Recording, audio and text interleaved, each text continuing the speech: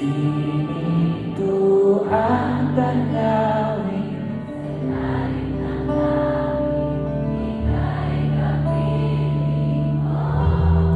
sa panin ng hangin, kasabay ng mawin.